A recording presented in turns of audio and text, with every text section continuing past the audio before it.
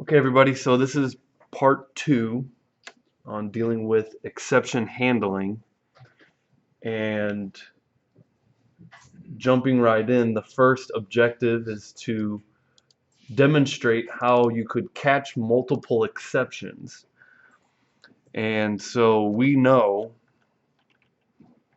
from yesterday that a try block is where you expect the exception to occur, also said to be thrown, and a catch block is where you handle the exception. And so one of the things we were doing yesterday is we were doing some division.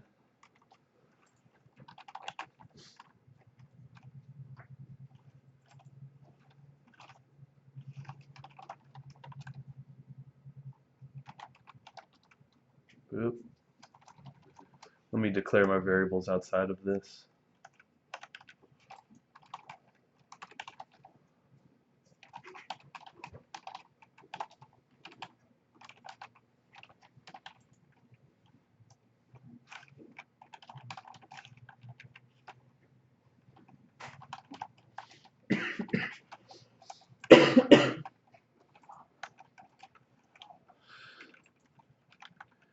And we might counsel.write line.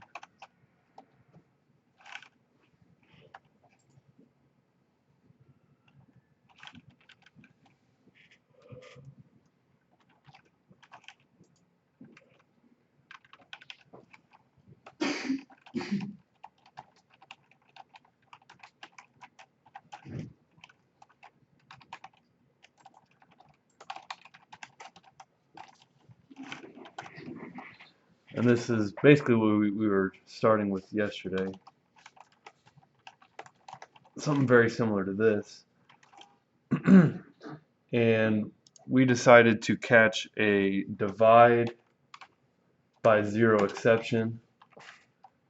And we just wrote the message property to the counsel if that happened. And to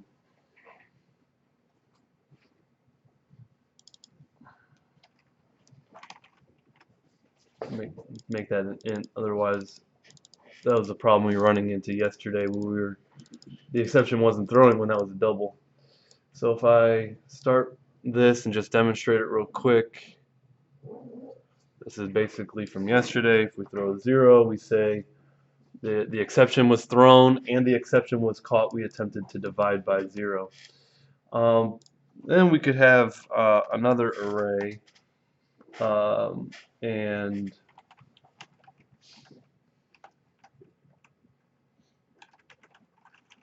we'll have an array of integers called nums, and it has 3 numbers in there, and maybe we'll try and just reassign result equal to nums sub something that doesn't exist, like the numerator, which is 13. You know, that this will compile just fine. However, we know it's going to be the index is out of range, and so this line potentially throws one exception. This line would potentially throw another.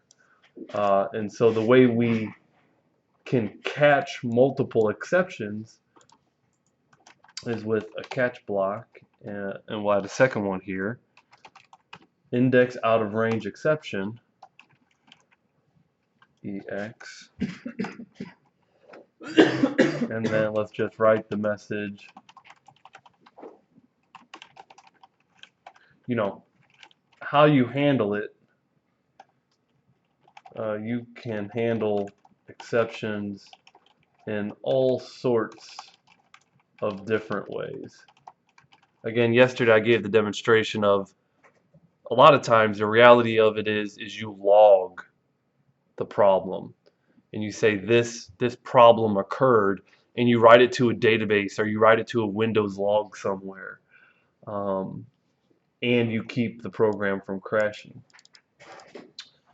So let's demonstrate this again. If we give it a bad denominator of 0, 10 to divide by 0 doesn't work. However, if we give it a good denominator of 3, well, now we get this other exception, index what's outside the bounds of the array. Another thing that's important to realize here is you can have many catch blocks. You could have 3, 4, you could have 10 of them. But the first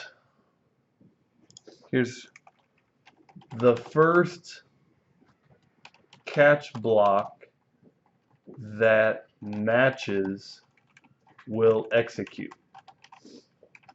Now, that's an important thing because if you have a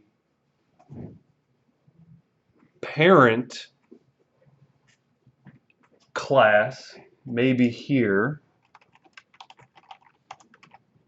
and you catch a parent class first, you notice this doesn't compile all of a sudden. Well, why is that? Well, all of our exceptions are inheriting from this parent. So if you have a parent above in the order of its children, in other words, a more generic class on top, then this is called non-reachable code. This code would never execute. This parent would catch it 100% of the time. So this code could never execute because only one of these is going to run. Okay, so it's important to understand inheritance when you're ordering your catch blocks, because the order that these catch blocks should be written, catch blocks should then be written from most specific to most general, meaning the specific classes are lower in the hierarchy, so that's what has to be written first. More specific classes to the more general classes down beneath. So if you did this, index out of range exception, and then you wrote exception, this would compile and this would work because we're going from specific to more general. Okay, so that's a general rule of thumb that you'll need to follow.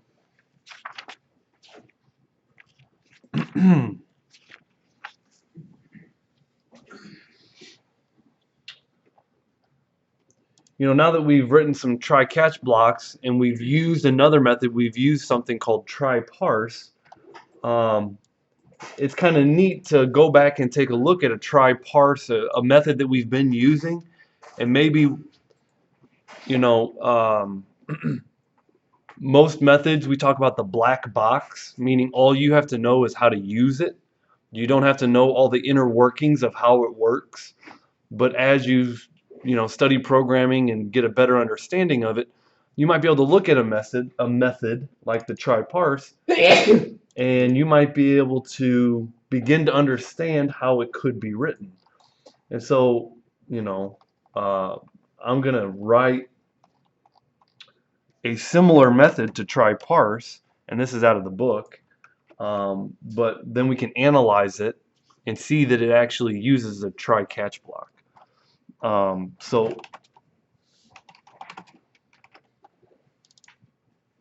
going back to the methods chapter, it's got to be public because we can access it.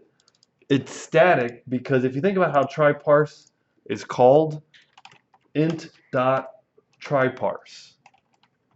Now, int is the class, TryParse is the method. So when you call a method in this fashion, the method is static. So therefore, public static, we know that it returns true or false because we can use it inside of our loops, we can use it inside of a conditional statement, so we know it returns bool,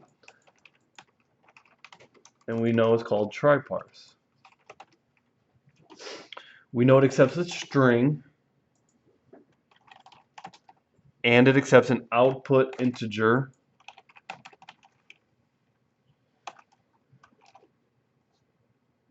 Now it says we need to, return a bool. Okay, so since we need to return a bool, we'll go ahead and create that variable.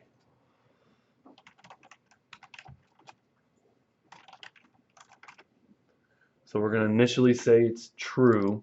And basically, if the parse works, if we convert the integer into a string, we're going to return true. So we're going to put that in a try.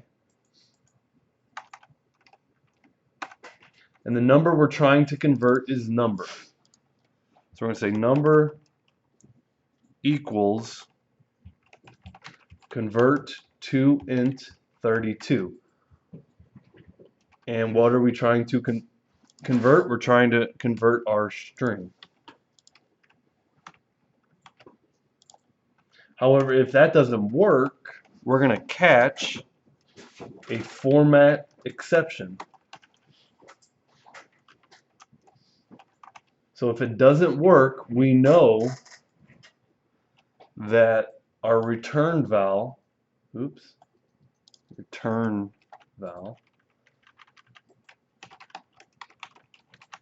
is false, and we set the number equal to 0. Remember, if it did not work, not only did we return false, but number, instead of being any other integer, it's automatically a 0. And then we're going to go ahead and return our return val. Now, this method, TryParse, is something that was written for us, but kind of putting it all together, you could see that the C# developers, someone ultimately wrote a method called TryParse that was probably something very similar to this. And they put it inside of the integer class. Therefore, we could call int.tryparse, pass it a string,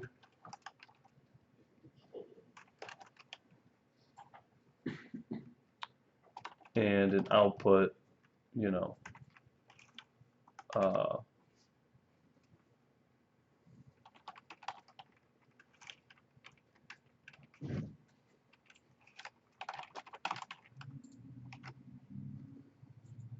then you could put that inside of an if, else, or whatever you need to. But it's just a good exercise to go back and say, okay, well, we understand methods now. We understand try catches, right? So it's kind of neat to go back and just examine something like that. So examining the TryParse. Another major part that we haven't introduced yet would be the finally block. So the finally block is another part of our exception handling. Like we've already have the try block. Try, write some code, catch. This is handle any exceptions that are thrown in the try block. And then there's another block, finally. Now, so the question is, what is this for? What is this finally block for? When I first looked at this, you read something like, the textbook definition says the finally block will execute whether an exception is thrown or not. And then you think about it and you're like, wait a minute.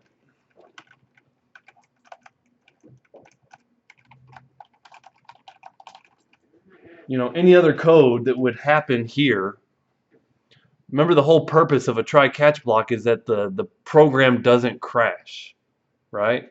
So that the program continues to run. So any other code here, int x, this code would run whether an exception is thrown or not. So on first glance, you're going, wait a minute, that doesn't even make sense because this code runs no matter what, just like the finally code would run no matter what.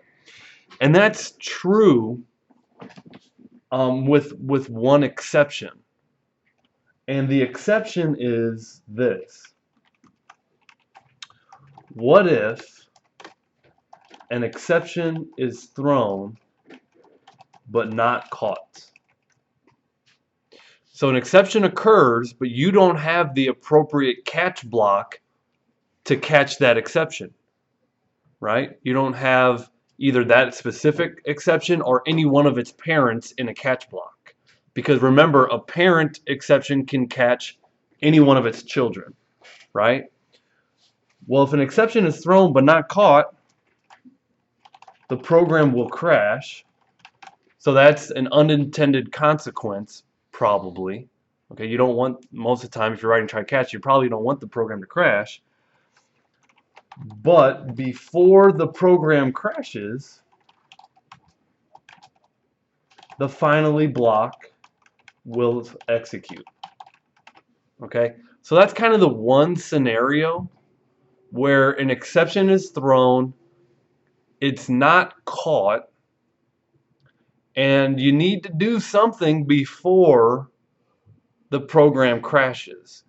And a really good example of that I can give, and this is theoretical right now, okay, but very soon this will no longer be theoretical because we'll be doing these things, okay? And so, you know, every programming book that you go through learning all the fundamentals, all the different object-oriented things, and then what do? Most programming books have you work with data, okay? Whether it's a database, hopefully it's a database, okay? Because that's the real world. You're working with data. So most programming books, and again, this we'll get into that, chapter 14. We will work with databases. We'll do something like open a connection to a database.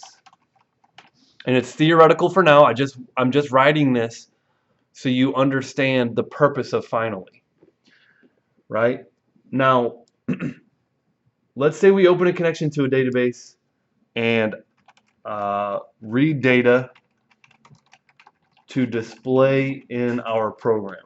So we're going to be reading data out of a database and displaying it in our program. Well, if there's an exception, which you can imagine, there's a lot of potential problems connecting to a database. You don't have the right credentials. The network connection is down.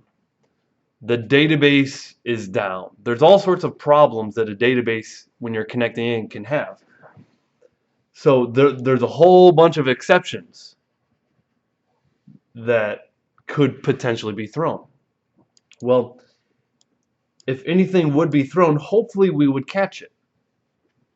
But regardless of if we catch it or not, this third step,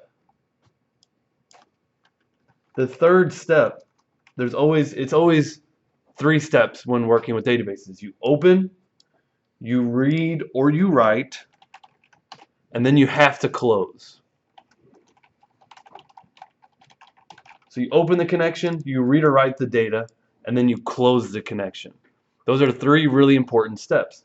Well, imagine you go to write something to the database, but what you write, the database doesn't accept. You write it in a bad format, it gets rejected from the database. You don't have the proper catch block, so your program is now crashing. You still need to close the connection to the database. And here's why. Databases can only accept so many connections. And if you leave a database connection open and you don't properly close it, then someone else can't open a connection. Maybe database, for a simple example, a database might only accept 10 connections at a time. Well, if Danny keeps running this program and he keeps putting in bad input and he keeps trying to write that to a database and that keeps closing his program and then he opens up again, That's a second connection. Then he opens it up again, that's a third connection. Then he opens it up again, that's 4. That's 4 open connections that just Danny has, right? Because you didn't properly, if you don't properly close your connection. So a very real world scenario where you have a try and a catch, and then you write a finally, because no matter what the scenario, you want to make sure to close that connection to a database. Otherwise, very quickly, those 10 connections are going to be consumed by Danny and maybe a couple other people in this class, right? And all of a sudden, a student goes to connect to a database and it says, maximum connections reached, you cannot open any more connections. Okay, so that's a real world scenario where no matter what, even if your program is crashing, you want to make sure to close the connection to a database. All right, and that's a little bit of theory. That's you know, that's something we will do. You know, it requires 2 parts though. It requires some database comprehension, and it requires comprehension of a try catch finally. Right? If we skip the try catch block and we don't teach you about finally, you're going to get there and you're going to go, what's this finally block? I don't understand it. Right? But if you get the theory down now and then we move forward, you can apply it when we start talking about databases and writing data to files. Right. One of the benefits of object-oriented programming is we can decide how and where we handle the exceptions. So right now, one of our examples here has a format exception. And because this line has a format exception, we handle that right in this method. Okay, well, where else could you handle it? If you don't handle the exception in the method that it's thrown, the exception can bubble up. And what I mean by bubble up is it can go up to the method that called it. So if the main method calls TryParse and TryParse throws an exception and doesn't handle the exception, that exception can bubble up to the main method because main called TryParse. And then you can handle that exception in the main method. So the scenario that I always give is you write your programs out of the main method. So the main method is where your program begins. Well, then you write some other methods. You write method A, method B, and method C. Okay, so you've now written 3 methods. Main method calls method A. Method A, inside of method A, it makes another call to method B, and method B calls method C. Method C throws an exception. Now I'm going to code this out just to demonstrate it, because this we don't, that last one we had to just write some theory down, but this one we can code it out and demonstrate it. Okay, so let's go ahead and write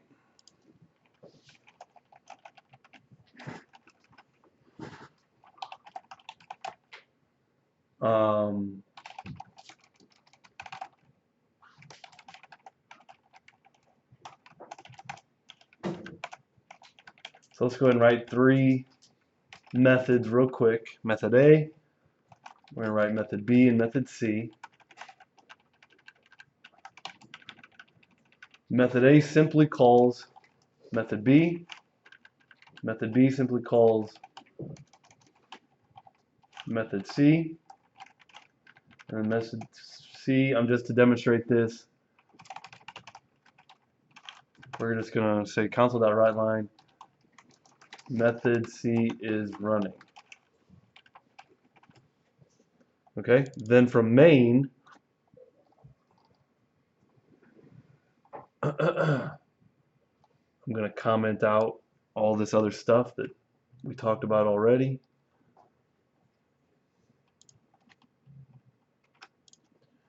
So from here, we need to call method A. And if I run that just to demonstrate, we can see method C is running. Okay, so that's our chain, if you will, right? I call it, your method chain. You could also call that the call stack, the method call stack, what method has been called to get to the point where your code is running. Well, let's go ahead inside of our method C. Let's go ahead and write our regular old exception where we divide by 0. Int, I don't have to write this because I've already got it a couple times in the program.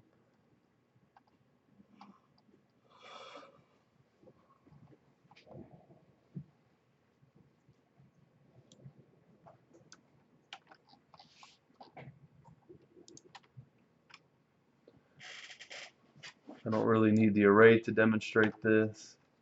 So method C, it'll say method C is running. It'll declare our numerator, denominator, and our result. We'll put our denominator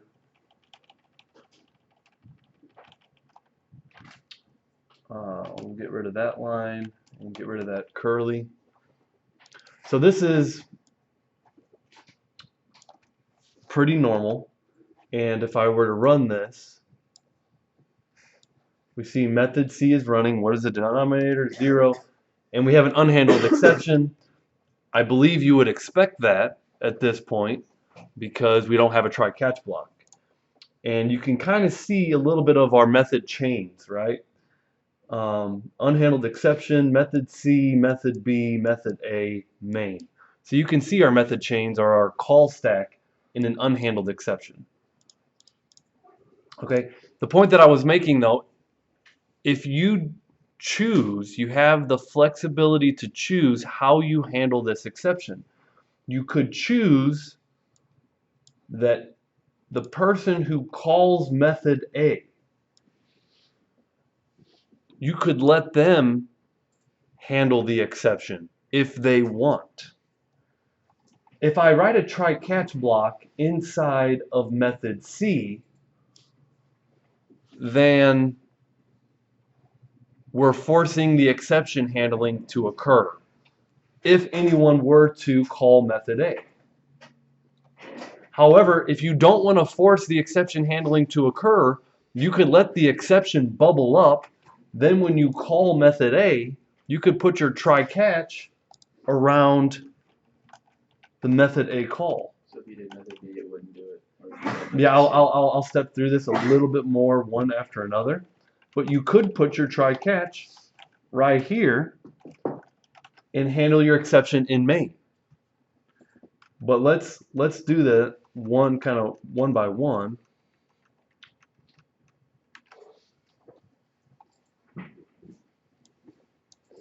The way we do that is we mark our method with the throws clause, and that's in Java. Give me 1 second here. Okay, so in Java this was a little bit different, and it was actually more complex in Java. In C# it's even simpler. Since we know method C throws the exception, we don't have to do anything special. Like in Java, just for FYI, you have to do this throws, divide by 0. You have to do all this extra stuff. But in C# they kind of simplified, which is nice, because here in method A, we know method A could potentially, an exception could bubble up the call stack. Therefore, let's wrap method A call inside of a try catch, put a divide by 0 exception in there, and then console.writeLine ex.message. We didn't have to do anything special here, just realizing it has the flexibility of where do you want to catch your exceptions. Now, it's a real common question for students to say, Mr. G, what's best practice? You know, should we catch our exceptions in the method? Should we let it bubble up? You have the flexibility. There's really not a best practice. There's not a right answer here. You're going to see it done both ways. Well, if you did it the way you just did it, you can only, you'd have to wrap everything in a try catch to catch the exception. If you did it in the method, you wouldn't have to do that. Right, you would have to wrap everything. It'd be a lot Yeah, simpler. yeah. So here we got what's the denominator 0, and you can see we caught the exception in the main instead of catching the exception inside of method C. Okay, so the benefit is you can let the person who wants to write the method call decide if they want to have exception handling or not. You know, then the next question that might come up is, well, Mr. G, why don't we just put a big try block at the very beginning of our program, and at the very end of our program, put a catch block and catch a generic exception class, and that way any exceptions that could be thrown will be caught. And it's kind of a, you know, it kind of makes sense on the surface.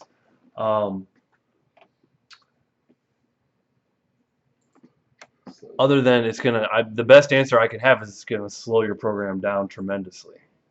That's the best answer. So it's not, you know, kind of like, why don't you just go up top and say using star dot star, use everything, you know, import all the classes. Well, you don't need all of the classes, so only import the ones you're using so it doesn't bog your program down. Okay, so let me undo my try catch there. You know, and another thing you might have realized, what if I could wrap this? I could say try, I could write my catch here, divide by 0 exception EX, and then I could say, you know, console.writeLine caught in method B.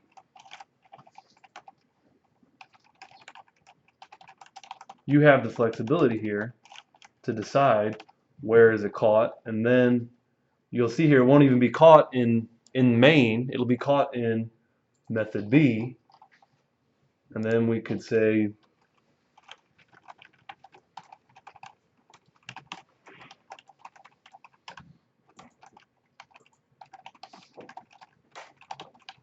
main has ended. Don't forget your semicolons.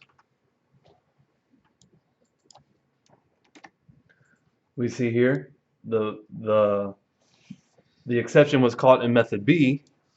We attempted to divide by 0, and then main has ended. The catch block never ran inside of main, it ran inside of method B. So that's nice to have that flexibility. Last thing here is tracing exception objects through the call stack, right? And remember the call stack, that's your chain. That's your chain of methods that have been called. In our last example, we were catching the exception inside of method B. But check this out. Instead of doing ex.message, we could do ex. And it's called the stack trace. The stack trace, which is your call stack, right? The stack trace is going to print out the methods that have been called to that point. So let's go ahead and, matter of fact, before we, let's do it. Let's first catch it in method C, then we'll catch it in method B, then we'll catch it up in main, and we'll look at the differences in the stack trace when we catch it in all those different places, just for demonstration purposes. So we already have it in B. Let's write it here again in method C where it's actually occurring.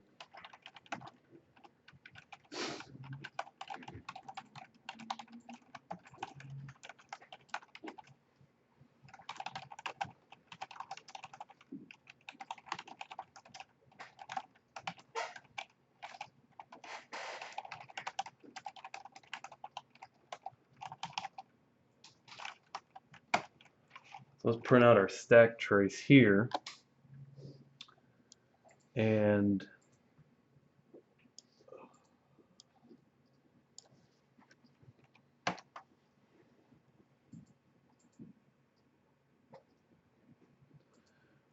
really just says caught in method C at method C. So you could see the stack trace here. It's literally in the method that throws the exception. So let's look at our stack trace. If we take it out of here, really what the stack trace helps you do is determine where your exceptions are happening at.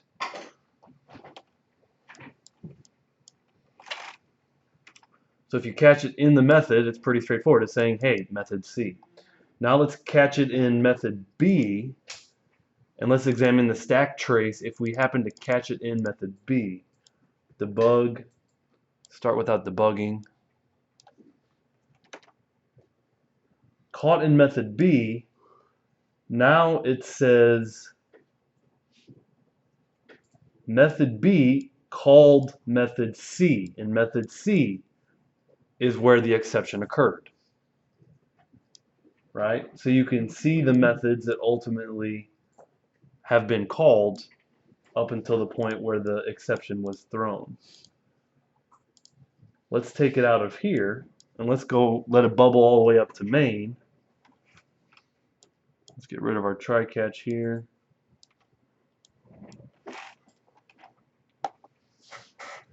And now we're back in main, and instead of displaying the message, let's display the stack trace. So now all we know is that an exception is being thrown, and the idea is we don't know where it's being thrown. We run our program and we catch it, and we can see, okay, main calls method A calls method B calls method C, and that's where the exception occurs. So it can point you in the direction of where your program is crashing, is the idea of the stack trace. And realize this is the same information as if we don't even catch our exception. This stack trace information is printed on an uncaught exception. Remember, this is what we kind of showed you at the beginning of today. But the end users don't need to see this.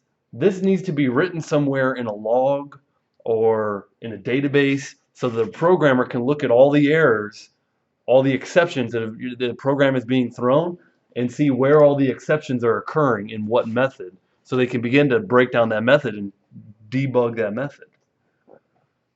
Okay, and so that's your idea behind the stack trace, or tracing exception objects through the call stack.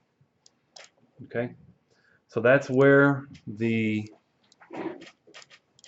video is going to stop today. Today was a shorter one. We got about 40 minutes. So tomorrow we're going to finish up this chapter and just work through labs.